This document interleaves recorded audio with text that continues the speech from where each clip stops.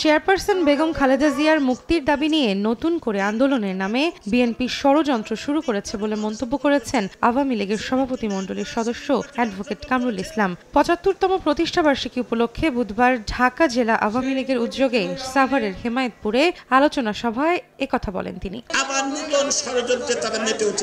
BNP একটি অগণতান্ত্রিক দলে পরিণত হয়েছে দাবি করে সভায় আওয়ামী লীগ নেতারা বলেন, ৭১-এর পরাজিত শক্তির সঙ্গে হাত মিলিয়ে তারা আবারও ক্ষমতায় আসার স্বপ্ন দেখছে।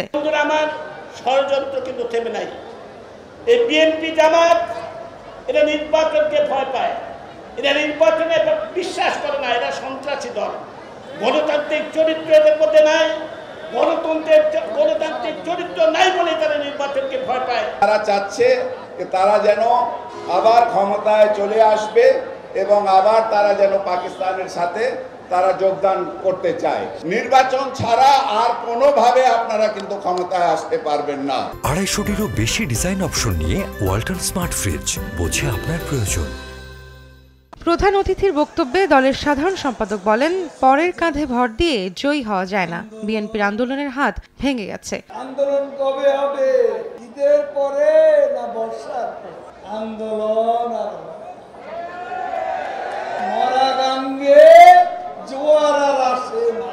বিএনপির হাত, আন্দোলনের হাত ভেঙে গেছে। বিএনপির শীর্ষ নেতাদের উদ্দেশ্য করে ওবায়দুল কাদের বলেন, দিনের পর দিন আন্দোলনে সফল না হওয়ায় আতঙ্কে নেতাকর্মীরা।